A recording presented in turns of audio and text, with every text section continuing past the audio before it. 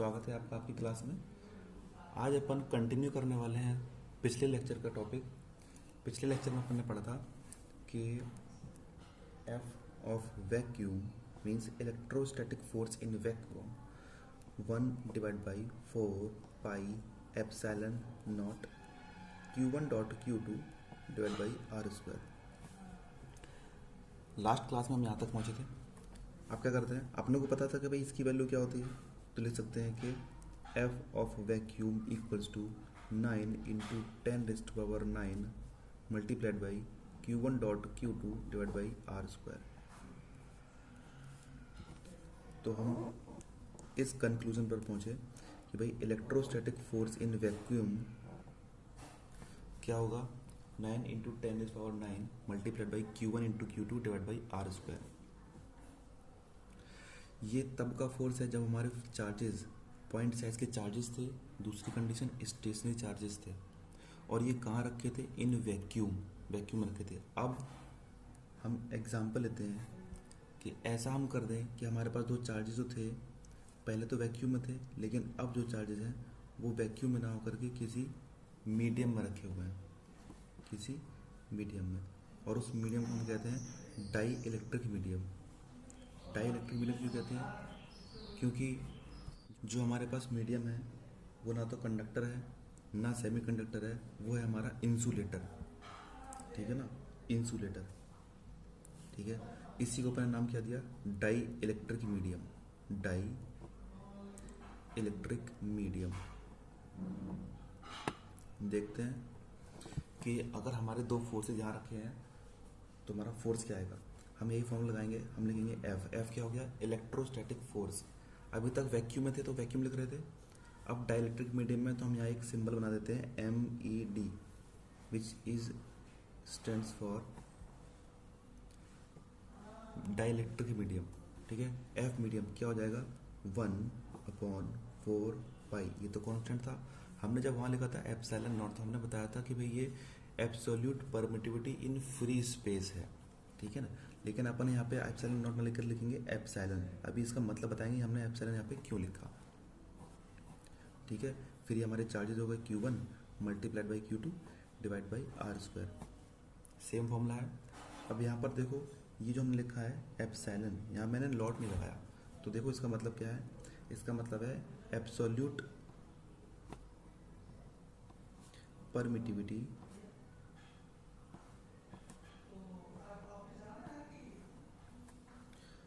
of the dielectric medium। dielectric medium, dielectric medium, मैंने यहाँ word use किया dielectric medium. क्यों, क्योंकि यहाँ पे जो दो चार्ज रखे थे वो हमारे कैसे मीडियम में थे, एक डाइइलेक्ट्रिक मीडियम में रखे हुए थे। पिछले केस में क्या था कि दोनों के दोनों वैक्यूम में रखे थे, इसलिए हमने रखा था कि absolute permitted in the free space और वैक्यूम। यहाँ तक क्लियर है। अगर हम ये करें कि भाई एप्सिलॉन है को डिवाइड करा दें एप्सिलॉन नॉट से, तो हमको एक एप्सिलॉन आर मिलेगा, जिसको हम कहेंगे रिलेटिव परमिटिविटी। एब्सोल्यूट क्या थी, जो नेचर ऑफ मीडियम में डिपेंड कर रही थी। रिलेटिव क्या है, रिलेटिव का मतलब होता है जब हमारी एक क्वांटिटी सेम दूसरी क्वांटिटी के रेस्पेक्ट में निकाले जाए। हम इसको लिखेंगे एप्सिलॉन आर, या फिर इसको लिख सकते हैं एक कांस्टेंट के मान लें, के मान सकते हैं या एप्सिलॉन ले सकते हैं। ठीक है, तो इस रिलेशन से एप्सिलॉन की वैल्यू क्या आ जाएगी, epsilon r multiplied by epsilon nought. ये रिलेशन हम क्या करेंगे, यूज करेंगे इस इक्वेशन में। हम यहाँ पुट करेंगे तो क्या आएगा हमारा आंसर, कि f medium equal to 1/4 pi. यहाँ था पहले एप्सिलॉन, अब लिखेंगे epsilon r multiplied by epsilon nought, फिर Q1 multiplied by Q2 divide by r square.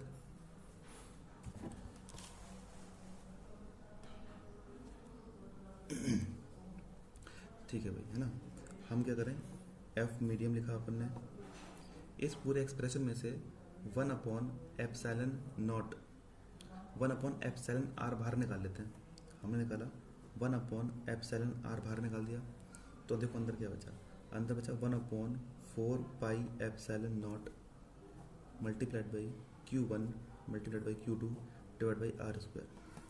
यहाँ से यहाँ तक का एक्सप्रेशन हमको दिख रहा है कि भाई ये क्या लिखा है, electrostatic force in free space. तो हम इसको क्या लिख सकते हैं कि भाई एफ मीडियम जो होगा वो क्या होगा 1/एप्सिलॉन r multiplied by f in vacuum, ठीक है ना। उसके बाद f medium equal to f vacuum divide by epsilon r लिख सकते हैं। इसका मतलब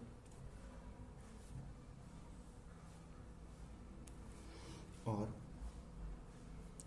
F medium equal to electrostatic force in vacuum divide by k, ये मैंने जो के लिया है ये के मैंने यहाँ यूज़ किया।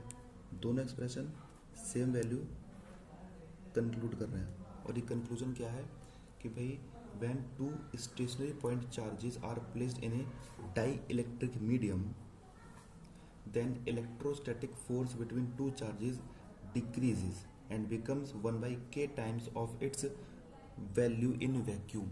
अब एक बात और ये समझ में आ गया कि ये हमेशा घटेगा कब, हम एक बात और जान लें कि भाई के की वैल्यू हमेशा 1 से बड़ी होती है।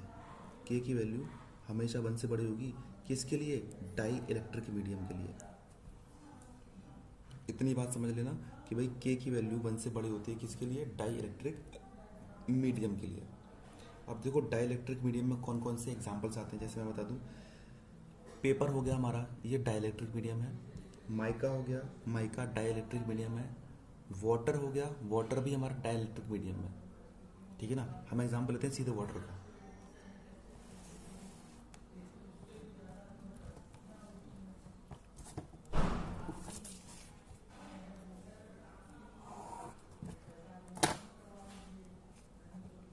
एग्जाम्पल,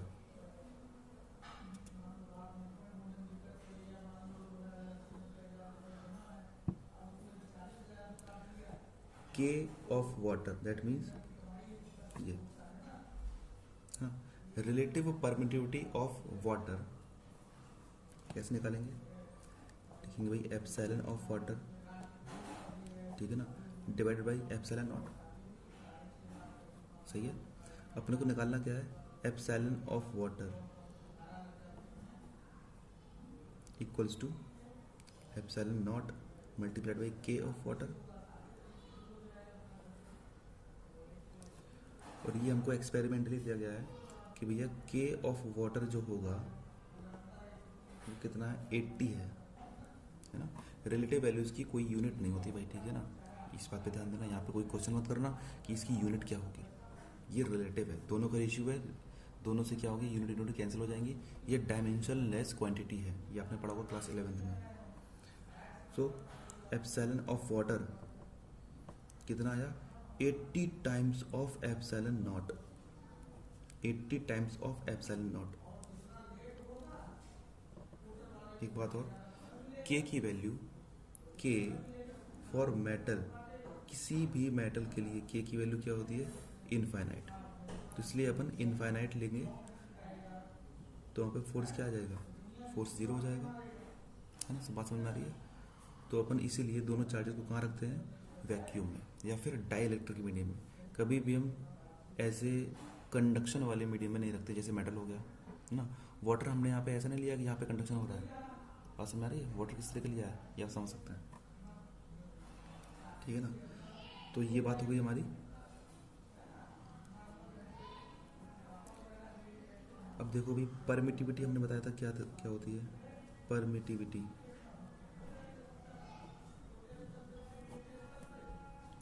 परमिटिविटी क्या होती है, ये परमिटिविटी क्या है, एक प्रॉपर्टी है, मीडियम की प्रॉपर्टी है ये, है ना।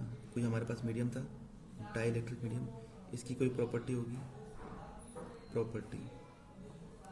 अगर हम इसकी डेफिनेशन पढ़ें तो डेफिनेशन में हमको ये मिल जाएगा कि भाई it is the property of the medium surrounding the electric charge, property of the dielectric medium surrounding the electric charge which determine the electric force between the two charges, which determines the electric force between the two charges. ये देख रहे हो, ये determine करेगा और मैंने कहा था कि वैक्यूम के लिए के की वैल्यू कितनी होती है, अप्रॉक्स 1 होती है, अप्रॉक्स 1 होती है।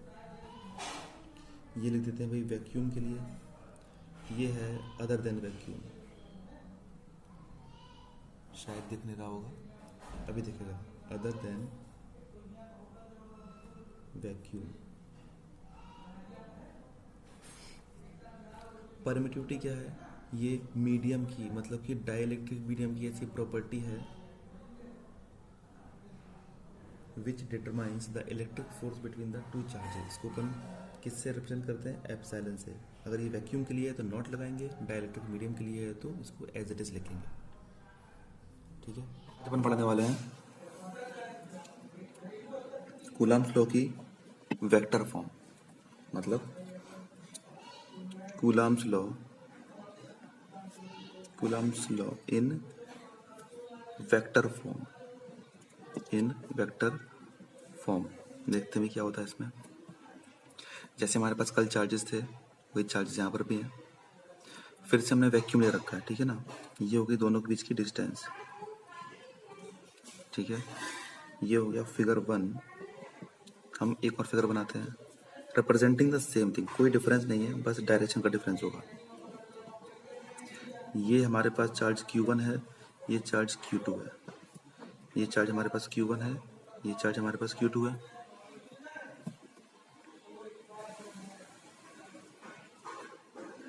अब ठीक है। इसके बाद Q1 Q2 को मैंने माना कि भाई इन दोनों के बीच में ये अनलाइक चार्जेस हैं, इन लोगों के बीच में जो फोर्स लग रहा होगा वो कैसा होगा, फोर्स ऑफ रिपल्सिव, है ना।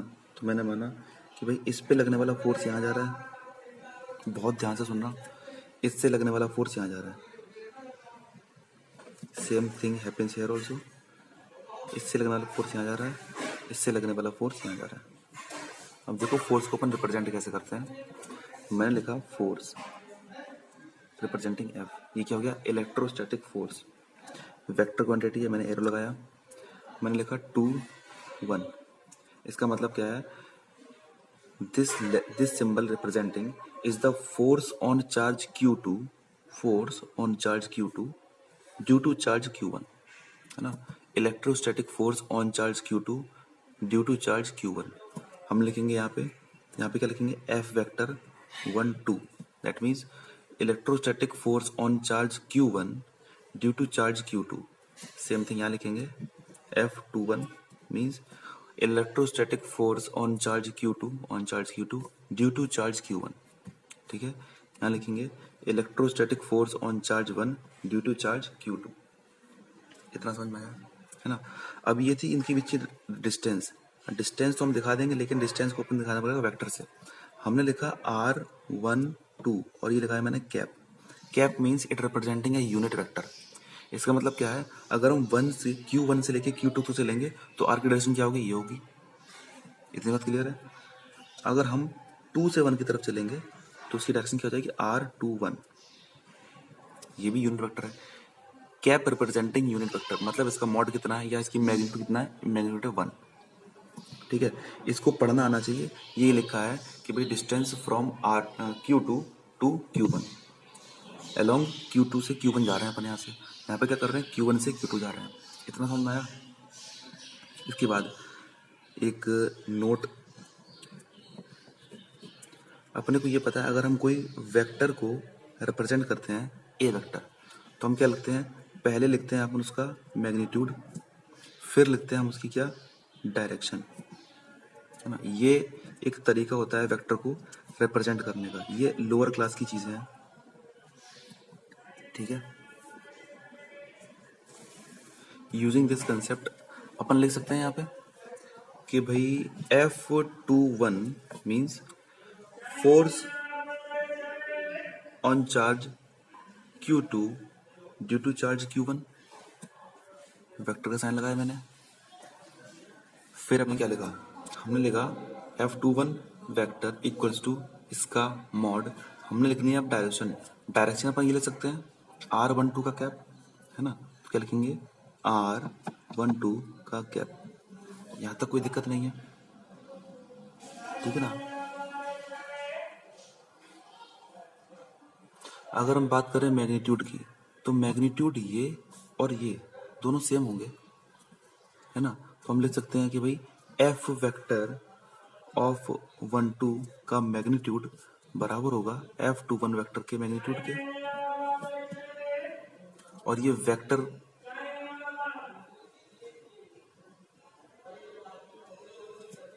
और इसका मैग्नीट्यूड क्या होगा, ये अपन अभी पढ़ के आए हैं, ये लिखा हुआ था, यही तो मैग्नीट्यूड है। क्या लिखेंगे,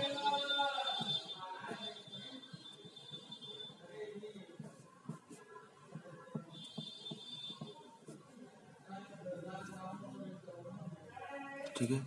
इसको अपन मान लें इक्वेशन नंबर 1, इसको अगर मान लें इक्वेशन नंबर 2,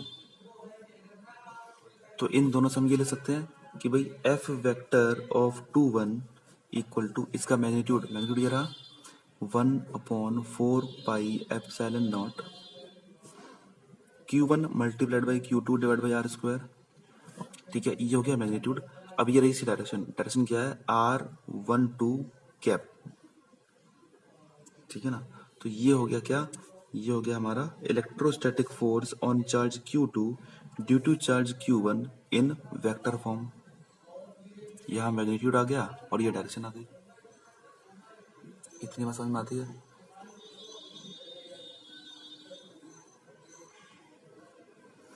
इसी तरीके से अगर हम लिखें इसको F12 वेक्टर का निकालना हो तो क्या लिखेंगे, F12 का मॉड और 12 ये, इसमें हम डायरेक्शन ये ले सकते हैं या फिर ये भी ले सकते हैं। हमने लिखा ये R21 और ये लगाया मैंने कैप, ठीक है। दोनों का मॉड सेम रहेगा तो हम इसको क्या ले सकते हैं,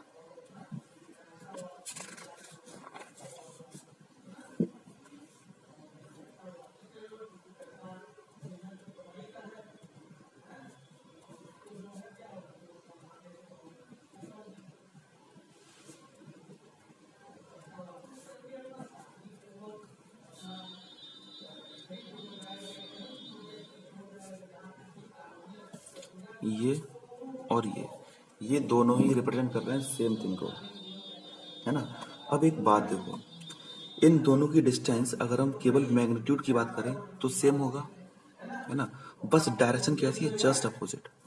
अगर हम बात करें इसके, पहला डिस्कशन मान लें इसको, तो भाई R12 वेक्टर जो है, R12 यूनिट वेक्टर, इसका यूनिट तो क्या होगा, मैग्नीट्यूड 1 होगा और R21 है।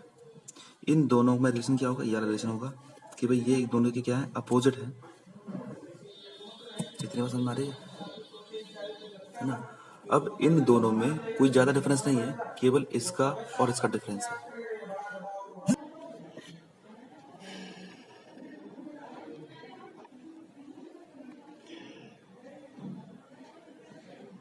अगर हम इक्वेशन नंबर 3 को कंसिडर करें तो यहाँ पर हमारी वैल्यू क्या जाएगी, F21 वेक्टर इक्वल टू, ये हमारा लिखा है मैग्नीट्यूड, है ना, 1/4 pi epsilon nought Q1 multiplied by Q2 divide by r square. इसको हम रिप्लेस करेंगे R21 से, तो यहाँ पे क्या आ जाएगा, R21 ये गैप और इसका जो माइनस साइन है वो हमने लिख दिया आगे, इसमें लगा दिया, और ये पूरी वैल्यू बराबर है बजाय के माइनस साइन के। तो हम इसको लिख सकते हैं कि भाई F21 वेक्टर जो है वो माइनस F12 वेक्टर के बराबर है, लिख सकते हैं। दोनों का मैग्नीट्यूड सेम है बट केवल डायरेक्शन जस्ट अपोजिट है। ये कैसे वेक्टर हो गए, अनलाइक वेक्टर्स जिनकी डायरेक्शन जस्ट अपोजिट है। ये बात समझ में आ रही है।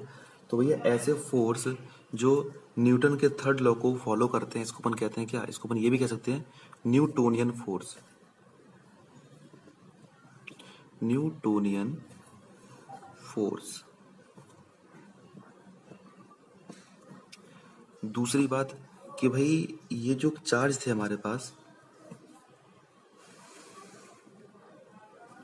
ये जो हमारे पास चार्जेस थे, अभी जो फोर्स की डायरेक्शन है इन चार्जेस के सेंटर पे होगी, Q1 के सेंटर पे और यहाँ पे Q2 के सेंटर पे। इसी तरीके से यहाँ पर भी Q1 के सेंटर पे, यहाँ पर भी Q2 के सेंटर पे। तो भैया ऐसे फोर्सेस जो बॉडी के सेंटर में लग रहे होते हैं इसको अपन क्या कहेंगे, सेंट्रल फोर्सेस, सेंट्रल फोर्सेस। ये थोड़ी सी बात मैकेनिक्स की हो गई। यहाँ पर मैकेनिक्स की वजह से कोई बात नहीं करनी, लेकिन अपन ये जान लें कि भाई इनका जो मैग्नीट्यूड होगा वो जस्ट बराबर होगा और जो डायरेक्शन होगी वो जस्ट अपोजिट होगी। किसके लिए ये, जब हमने दो चार्जेस कंसीडर किए इन वैक्यूम। इतनी बात समझ में आती है, ठीक है। एक और टॉपिक है distribution of charge, distribution of charge. और यहाँ पे डिस्ट्रीब्यूशन किस तरह का है, कॉन्टिन्यूअस डिस्ट्रीब्यूशन, कॉन्टिन्यूअस होना चाहिए डिस्ट्रीब्यूशन। देखो इसका मतलब क्या है कि अगर हम बात कर लें वन डायमेंशनल की, अगर हम बात कर लें टू डायमेंशनल की, अगर हम बात कर लें थ्री डायमेंशनल की, तो इसमें जो चार्ज का अपन डिस्ट्रीब्यूशन करेंगे वो एकदम इक्वल डिस्ट्रीब्यूशन करेंगे, कॉन्टिन्यूअस डिस्ट्रीब्यूशन करेंगे। एग्जाम्पल लेते हैं, इसका मतलब क्या है कि electric charge on the charge body of A reasonable size can have any amount of charge. Coulomb's law के लिए हमने लिया था पॉइंट चार्ज, कि उस पर केवल एक चार्ज होना चाहिए, मतलब पॉइंट चार्ज होना चाहिए, उस पॉइंट चार्ज पे कितना भी चार्ज हो सकता है ना। तो इन्होंने कहा अगर हमारे पास बॉडी रीजनेबल साइज की है तो उसके ऊपर कितना भी चार्ज अपन दे सकते हैं, कोई फर्क नहीं पड़ता, ठीक है। तो इस कंटिन्यूअस डिस्ट्रीब्यूशन ऑफ चार्जेस के तीन कंसेप्ट बाहर आते हैं निकल के। इसमें पहला है linear charge density, linear charge density.